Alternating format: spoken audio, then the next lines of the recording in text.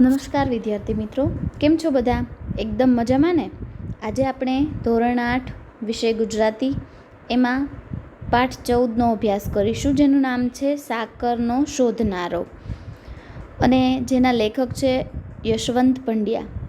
મિત્રો, આપણે જે પાઠનો અભ્યાસ કરીશું એનો સાહિત્ય પ્રકાર છે એકાંકી નાટક. આપણે પહેલાં લેખક પરિચય જોઈએ તો યશવંત પંડ્યાનો જન્મ 1905માં થયો હતો અને અવસાન 1955માં. હવે યશવંત સવાઈલાલ પંડ્યા એ ભાવનગરના વતની હતા. તેઓ અભ્યાસકાળ દરમિયાન જ નાટ્ય લેખક તરીકે જાણીતા થયા હતા. પડદા પાછળ જેવા લાંબા નાટકો લખ્યા છે. બાળ નાટકો તેમનો નાટ્ય સંગ્રહ છે. એકાંકી નાટક એટલે શું? તો એ જોઈએ આપણે કે એકાંકી નાટક એટલે એક અંકવાળું નાટક. આપણી ભાષામાં એટલે ગુજરાતી ભાષામાં એકાંકી નાટકનો પ્રારંભ એટલે શરૂઆત એ બટુભાઈ ઉમરવાડિયાએ કર્યો હતો. એ પછી યશવંત પંડ્યાએ નવીન વિષયો અને ચમકદાર સંવાદોવાળા એકાંકી નાટકો આપીને આકર્ષણ જમાવ્યું હતું. લાંબુ નાટક એ ટૂંકી વાર્તાની જેમ જીવનના કોઈ એક બિંદુને સ્પર્શીને એના પર વેધક પ્રકાશ પાડે છે. હવે આપણે જે આજે આ નાટક ભણીશું એમાં કઈ વાત છે તો 3 દ્રશ્યોમાં વહેંચાયેલા આ એકાંકીમાં લેખકે બાળકનો ક્યારે વિકાસ થાય છે અને ક્યારે કુંઠિત થાય છે તે બતાવ્યું છે. અંજનના પ્રયોગો પાછળનું માનસ ન સમજી શકનાર પિતા નિખિલ રાયનું કડક વર્તન, માતાનો બાળક તરફનો સ્નેહભાવ, ભાઈ બહેનનો નિર્મળ અને નિખાલસ પ્રેમ અને કાકાની બાલમાનસની સમજણ, આ બધાને લેખકે અહીં સુંદર રીતે ઉઠાવ આપ્યો છે. મિત્રો, આ એક નાટક છે, એકાંકી નાટક. જો નાટક હોય એ રંગમંચ ઉપર ભજવાતું હોય એટલે એમાં પાત્રોના નામ આપણને આપ્યા છે, એ પાત્રોના એકબીજા વચ્ચેના સંબંધ આપ્યા છે, અને જ્યારે નાટકની શરૂઆત થાય છે ત્યારે કેવું વાતાવરણ છે એ માટે થઈને આપણને જો અગાઉથી જાણ કરી છે. પહેલાં પાત્રો કયા કયા છે એ આપણે જોઈએ તો કે અંજન અને કિન્નરી છે, એ બંને ભાઈ બહેન છે. નિખિલ રાય છે એ એમના પિતા છે. સુરેન્દ્રનાથ છે એ ડૉક્ટર છે, દાક્તર એટલે ડૉક્ટર, અને ભાસ્કર રાય છે એ નિખિલ રાયના મિત્ર છે. હવે આપણે જોઈએ તો જો આપણું આ એકાંકી શરૂ થાય એ પહેલાં કેવું વાતાવરણ છે એની વાત કરી છે તો કે અંજનનો અભ્યાસખંડ જોવા જેવો છે. ખુરશીમાં જાજમ ઉપર જોડા સાથે જ્યાં ને ત્યાં ચોપડીઓ અને નોટબુકો રખડતી પડી છે. ટેબલ ઉપર મોજા છે. મેલા અને ધોયેલા કપડાં પણ એક જ ઢગલામાં દેખાય છે. 1-2 કિત્તા, 2-3 પેન્સિલ, રબર વગેરે છૂટા છવાયા રખડે છે. અહીં અંજન આવે છે. જો અહીંયા કેવું વાતાવરણ છે, કઈ રીતનું એ આખું વર્ણન કર્યું છે, ક્યાંથી આપણું આ નાટક શરૂ થાય છે. અહીંયા કિત્તો એટલે બરુની કલમ, એ રીતની શાહી પુરવાની ને શાહીથી ચાલતી એવી કલમ, એટલે એક જાતની એ પેન જ છે એમ. જાજમ એટલે શેતરંજી, રખડતી એટલે વેર વિખેર એમ,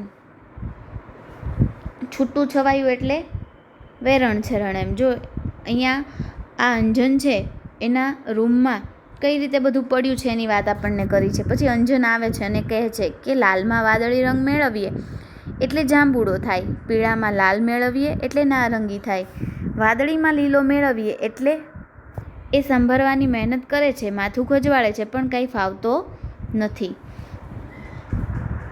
આગળ ચીડાઈને એ કહે છે કે માસ્તર આમ ગોખાવ્યા કરે એ ખોટું, યાદ તે કેટલું રહે, હું તે ગણિત ગોખું કે ઇતિહાસ ગોખું, એક પાકું કડકડાટ કરું છું ત્યાં બીજું મગજમાંથી ખાલી ખમ થઈ જાય છે. મુઠ્ઠી પછાડી, અમારે ભણવુંય કેટલું, રમવાનું તો જાણે નામ જ નહીં લેવું, હું તો હેરાન થઈ ગયો, આવું ભણતર તે કોણ કર્યું હશે. જો હવે અંજનને આ રીતે જુદા જુદા વિષયો ગોખવામાં એ ગોખીને બધું યાદ રાખે છે, એટલે એને ગોખીને ભણવું નથી ગમતું. સમય ઝાઝો ભણવામાં જાય છે. ગોખે છે એટલે કંટાળો આવે છે. કંટાળા સાથે મિત્રો તમે કામ કરો કંટાળીને પરાણે તો એ કામમાં તમારે સમય ઝાઝો જવાનો, અને એટલા માટે જ તે રમવાનો સમય અહીંયા અંજનને મળતો નથી, એટલે એને ભણવા પ્રત્યે નફરત છે. જો હવે નિરાશ થઈને એ ખુરશીમાં પડે છે, એવામાં ટેબલ પર હાથ અડકતા લાલ શાહીનો ખડીયો ઢળે છે. અંજન બ્લોટિંગ વડે ડાઘા સાફ કરે છે, એથી એના આંગળા ખરડાય છે. બ્લોટિંગ પરના ડાઘ સામે જોઈ આ બરાબર ઉપાય છે. એકવાર આ લાલ ડાઘામાં ભૂરી શાહી ભેળવવું એટલે પછી કોઈ દાડો નહીં ભૂલાય કે લાલ રંગમાં વાદળી રંગ ભેળવ્યાથી કયો રંગ ઉત્પન્ન થાય છે. જો હવે એનાથી જે શાહીનો ખડિયો છે એ ઢોળાઈ જાય છે, હાથ પછાડે છે એટલે ખુરશીમાં બેસીને, તો એને એવો ઉપાય સૂઝે છે કે આ ઢોળાયેલો રંગ છે એની અંદર હું બીજો રંગ ઉમેરીને જોઈ લઉં. એટલે કયો રંગ? તો કે એકવાર લાલ ડાઘામાં ભૂરી શાહી ભેળવી જોઉં એટલે મને ક્યારેય નહીં ભૂલાય કે લાલ રંગમાં વાદળી રંગ ભેળવવાથી કયો રંગ બને.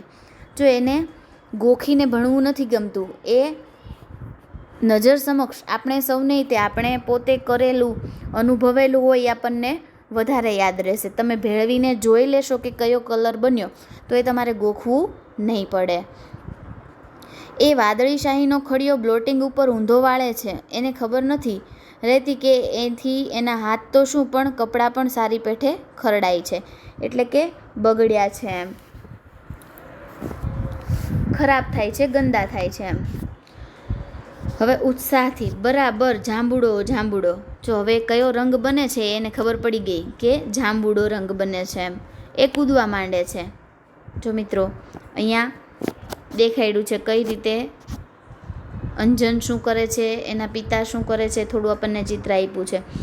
નાટક પણ મિત્રો આપણે રંગમંચ ઉપર ભજવતા જોઈએ ત્યારે આપણને કાઉન્સમાં આ રીતે લખેલું એટલા માટે આપ્યું છે કે પછીની ઘટના કઈ રીતે થાય છે એ આખું આપણને આમ નજર સમક્ષ દેખાય. અને આ તો એવું છે કે રંગમંચ ઉપર ભજવાતું હોય ત્યારે તમને સમજાય કે હા આ રીતે છે, પણ જ્યારે આપણે વાંચતા હોઈએ ત્યારે આવી રીતે ઘટનાઓ છે એ બધી લખવી પડે છે. ફિકરથી પણ પીળા રંગનું શું થશે? હવે એને ચિંતા થઈ કે પીળા રંગમાં ભેળવવાથી શું એમ. એ વિચારવા લાગે છે એટલામાં એની નાની બહેન કિન્નરી પ્રવેશ કરે છે. કિન્નરી કહે, ભાઈ 17 સત્તા કેટલાયા 100? જો અંજન ડાઘા સંતાડતો, પણ હું વાંચું છું ત્યારે કેમ આવી જા નથી કહેતો. કિન્નરી કહે, તું તો હમણાં કૂદકો મારતો હતો. અંજન કહે, તેમાં તારું શું ગયું? જા તું તારું કામ કર. જો બંને ભાઈ બહેન છે એ ઝઘડે છે, નાના છે એટલે તમે બધા પણ તમારા બેન સાથે ભાઈ સાથે થોડો મીઠો ઝઘડો કરતા હશો. કિન્નરી કહે, પણ અંજન કે કૂદકા મારવા દઉં? અંજન ગુસ્સે થઈ, ગરબડ નહીં, જા હું કૂદીશ ખરો, પણ તને કાંઈ નહીં કહું એમ. અંજન ખરેખર ફરી કૂદવા લાગે છે અને કિન્નરી શાહીના ડાઘા જોઈ જાય છે. કિન્નરી તાળી પાડી અને બાપુને બોલાવવા દે, કપડાં કાળા કર્યા છે તો લગીર ગાલ લાલ કરે એમ. જો હવે આ કિન્નરી એવું કહે છે કે પપ્પાને બોલાવવા દે, તો તે કપડાં કાળા કર્યા છે તો લે તારો ગાલ પણ જરા લાલ કરે, એટલે ગાલ ઉપર મારે તો રાતો ચોળ થઈ જાય ને ગાલ, એટલા માટે. હવે કિન્નરી જવા જાય છે અને અંજન તેનો હાથ ઝાલે છે, એટલે કે એને હાથ પકડી લે છે. મને જવા દે. અંજન કહે, કિન્નર 17 સત્તા 1900. હવે કિન્નરી જતી અટકે છે. અંજનને હાશ થાય છે, પણ ત્યાં તો એમના બાપુ આવે છે. હવે બેનને જવાબ આપી દીધો એટલે બેન પપ્પાને બોલાવવા નથી જતી, પણ છતાં પણ પપ્પા આવી જાય છે. હવે નિખિલ રાય કહે, કેમ રે, શાના ધમપછાડા ચલાવ્યા છે? અંજન કહે, આ કિન્નુ મને ક્યારની પજવે છે. નિખિલ રાય કહે, કેમ રે કિન્નર? કિન્નરી કહે, મસ્તી તો અંજુ કરે છે, એના હાથ જુઓ, એના કપડાં જુઓ. હવે અંજને આંગળા અને કપડાનો જે ડાઘ સંતાડવાની મહેનત લીધી હતી તે નકામી જાય છે. ડાઘ જોતાં નિખિલ રાયનો મિજાજ બગડે છે. એ જોતાં કિન્નરી ત્યાંથી સરકી જાય છે. જો મિજાજ બગડવો એટલે એને ગુસ્સો આવે છે એમ. એ જે શાંત હતા એ હવે ગુસ્સે થઈ જાય છે. નિખિલ રાય અંજનનો કાન પકડી, અલ્યા તું તો સુધરવાનો જ નહીં ને, રોજ ને રોજ તારી સામે ફરિયાદ હોવાની. એક દી બારીના કાચ ભાંગે છે તો બીજે દી દવાની બોટલ ફોડે છે. આજે શાહી ઢોળી, કપડાં બગાડ્યા, આખા ઘરમાં ડાઘા પડ્યા. હવે ગુસ્સો ઉભરાતા નિખિલ રાય અંજનને થપ્પડ જોડી દે છે. અંજન ઢીલો ઢસ બન્યો હોય છે. બોલ, કેમ કરતા શાહી ઢોળી? ટેબલ પર નાચ કરતો હતો કે ખડીયો કાઢતો હતો? અંજન કહે, હું લાલ શાહીમાં વાદળી ભેળવવા ગયો. નિખિલ રાય કહે, ત્યારે તો કહે ને કે હુનર કરતો હતો. અંજન કહે, ના, હું ખાતરી કરતો હતો કે એ બેની મેળવણીથી જાંબુડો રંગ થાય છે કે નહીં થતો. નિખિલ રાય કહે, કેમ, કોઈ રંગારાને ત્યાં નોકરી લેવી છે કે શું? માથામાં ટપલી મારી, બેસ, વાંચવાનું વાંચ. 10 વાગ્યા પહેલાં જો આ ખુરશીમાંથી હલ્યો કે બોલ્યો તો પગ જ વાઢી નાખીશ.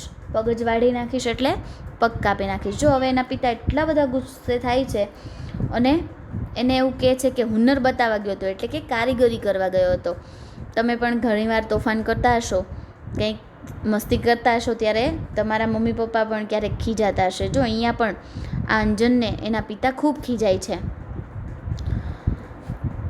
અંજન ગુપચુપ ખુરશીમાં ગોઠવાય છે અને નિખિલરાય જવા લાગે છે. કિન્નરી કહે, બાપુ, માં કહે છે કે તમે અંજુને મારશો માં. નિખિલરાય કહે, એણે જ એને બગાડ્યો છે ને, તદ્દન રેઢિયાળ છોકરો થઈ ગયો છે. કાલે એના માસ્તર પણ કહેતા કે ભાઈ પહેલા નંબરનો ઠોઠ છે. માસ્તર ભણાવે ત્યારે ભાઈનું મન ભીતોમાં ભમતું હોય છે. ફાવે છે તો ઊંઘી જાય છે, નથી ઊંઘતા ત્યારે બાકડા બગાડે છે. વર્ગના બાકડે બાકડે એમનું નામ કોતરાઈ ગયું છે. તારી માને મોટા ભાઈના પરાક્રમો તો કહે, પછી ભલે એનું ઉપરાણું તાણે. જો હવે બેન પાછી ભાઈની ઉપરાણી લેવા આવે છે કે મમ્મી કહે છે કે એને મારો માં એમ, ત્યારે નિખિલરાયને શું કામ આટલો બધો ગુસ્સો આવે છે એની ખબર પડે કે એના માસ્તર એટલે એના જે શિક્ષક છે, એના જે સાહેબ છે, એને ભણાવે છે, એ નિખિલરાયને ફરિયાદ કરે છે કે તમારો દીકરો પહેલા નંબરનો ઠોઠ છે એમ. જ્યારે એને ભણાવવામાં આવે ત્યારે એનું મન છે એ ભીતોમાં ભમતું હોય છે. ભીતોમાં ભમવું એટલે શું? તો ભણાવે છે એમાં મન ન લાગવું અને જુદા જુદા વિચારોમાં મન ભમવું. કાં ઊંઘી જાય છે ને, અને જો ઊંઘે નહીં એટલે કે સૂવે નહીં તો વર્ગના બાકડાઓ પર એનું નામ કોતર્યા કરે છે. આવા પરાક્રમો છે એના, એવું કહે છે.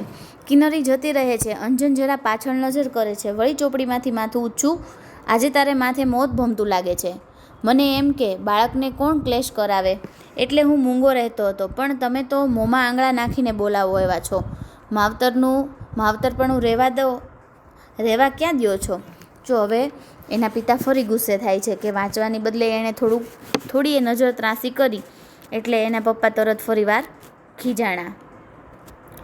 મોંમાં આંગળા નાખીને બોલાવો એટલે હાથે કરીને આપણા કારસ્તાન આપણે એવા કામ કરીએ કે સામેવાળાને ગુસ્સો આવે એમ. અંજન વળી પાછો વાંચવા પડે છે. એની આંખો પાનામાં છે પણ ધ્યાન ઠપકામાં છે. જો હવે એ વાંચે છે પણ વાંચવામાં મન નથી, પણ એના પિતા એને જે ઠપકો આપ્યો છે એટલે એને જે ખીજાણા છે એમાં એનું ધ્યાન છે. કિન્નર કહેતી હતી કે કાલે તું વીજળી પંખાને અડપલું કરતો હતો, કોઈ દિવસ આંચકો લાગશે. કિન્નરી દાખલ થાય છે એટલે કે એની બેન છે એ આવે છે. કિન્નરી કહે, પણ બાપુ, અમને આંચકો તો લગીરે નહોતો લાગતો. નિખિલરાય કહે, હવે તું એની વારે ધા. બધા એને બગાડવામાં સમજ્યા છો. મને લાગે છે કે હવે મારે કડક થવા વિના નહીં ચાલે. અંજુ, ચાલ ઊભો થા. જો હવે બેન એની તરફેણ કરે છે. એણે શું તોફાન કર્યા હતા કિન્નરે એ કહે છે અંજને. તો કિન્નરી એવું કહે છે કે અમને આંચકો નહોતો લાગ્યો એમ. અંજન ઊભો થાય છે અને કિન્નરી ગભરાય છે. આંખો કાઢી, આમ આવ કડકાઈથી. તારે તોફાન કરવું હોય તો તારે મોસાળ પાછો ચાલ્યો જા. અહીં તો ભણવાનું ને ભણવાનું. મસ્તી કરી છે તો માર્યા વગર નહીં મૂકું. આજથી બધું બંધ છે. પૈડું, ભમરડો, લખોટા મને સોંપી દે. સાયકલ પર બેઠો છે તો તારી વાત તું જાણ્યો. ચાલ બધું બહાર કાઢ. ટેબલનું ખાનું ઉગાડી અંજન પૈડું અને સળિયા, ભમરડો અને ઝાડ નિખિલરાયને સોંપી દે છે. જો હવે એની પાસે છે એ બધું આપી દે છે. લખોટા ક્યાં? અંજન કહે, ખોવાઈ ગયા. નિખિલરાય કહે કે મોટા ભા થઈને કોઈને દઈ દીધા, એટલે કે કોઈને આપી દીધા એમ. અંજન ચૂપ રહે છે. બીજું શું છે? અંજન કહે, કશું નથી. નિખિલરાય કહે, જોવા દે. હવે નિખિલરાય ટેબલના ખાના તપાસે છે. ઊંડાણમાંથી થોડીક ખીલીઓ અને એક નાની હથોડી નીકળે છે. કેમ અંજુભાઈ, આનું શું કામ પડ્યું હતું? એકાદ મગજમાં ખોડ એટલે ચસકી ન જાય. અંજન મૂંગો છે. જો પિતાજી આટલું બધું ખીજાય છે કે એની વાત ન પૂછો. એને એવું કહે છે કે એકાદા તારા મગજમાં માર એટલે ચસકી ન જાય. એટલે આ રીતે અંજન જે કુતૂહલતાવશ તોફાન કરે છે એ એને નથી ગમતા. ફાટતે અવાજે, બોલતો કેમ નથી? એટલે ખૂબ ગુસ્સામાં કહે છે. મોંમાં મગ ભર્યા છે? હથોડી કેમ લીધી હતી? મોંમાં મગ ભર્યા છે એટલે કે એ ચૂપ છે, કેમ ચૂપ છો એવું પૂછે છે. અંજન બીતે સાદે. જો અંજન બોલે છે પણ કેવા અવાજે? તો કે બીતો. આ ખુરશીના પાયા જરા ઢીલા થઈ ગયા હતા તે. નિખિલરાય, તે તું સમા કરવાનો હતો કેમ? સુતારને ઘેર અવતાર લેવો હતો ને? આવો દોડડાયો તું ક્યાં લાગી રહીશ? મારે તો તારા નામનો કેટલો કકળાટ કરવો એટલે એની ફરિયાદો અને ગુસ્સો કરાવે એટલે એની જ બધી વાત કરવાની એમ. ક્યાં સુધી આવું બધું કરવું એમ. અંજનની આંખમાંથી આંસુ ખરતા હોય છે. કિન્નરી ડરતે પગલે આવે છે. કિન્નરી કહે, અંજુ ચાલ, માં બોલાવે છે. નિખિલરાય કહે, જા એની સોળમાં સંતા. હવે જો એની માં એને બોલાવે છે. મમ્મી ત્યાં આવતા નથી, પણ બેનને એવું કહે છે કે એને અહીંયા લઈ આવો. સોળમાં સંતા એટલે એની માં છે એની તરફેણ કરે છે, એટલે એવું કહે છે કે જા તું એની પાછળ જઈને સંતા એમ. કિન્નરી અંજનને ખેંચી જાય છે. જતાં જતાં બાળકોના ભવિષ્ય એમની માતાએ જ રગદોળે છે. પ્રભુ પ્રભુ એમ. જો હવે નિખિલરાય ત્યાંથી જાય છે અને જતાં જતાં એ કહે છે કે આ બાળકોના ભવિષ્ય છે એ એની માતાએ જ રગદોળ્યા છે. પ્રભુ પ્રભુ એવું બોલી અને એ જાય છે. મિત્રો, આપણે આપણો આ પાઠ છે અહીંયા સુધી રાખીએ. અહીંયા પછીનો જે આગળનો પાઠ છે એ હવે પછીના લેક્ચરમાં આપણે ભણીશું. હોમવર્કમાં તમારે આ પાઠના જે શબ્દાર્થ છે એ સ્વાધ્યાયની બુકમાં લખી અને પાકા કરવાના છે. આપણે આ જ પાઠ સાથે આગળ ભણીશું હવે પછીના લેક્ચરમાં. આવજો.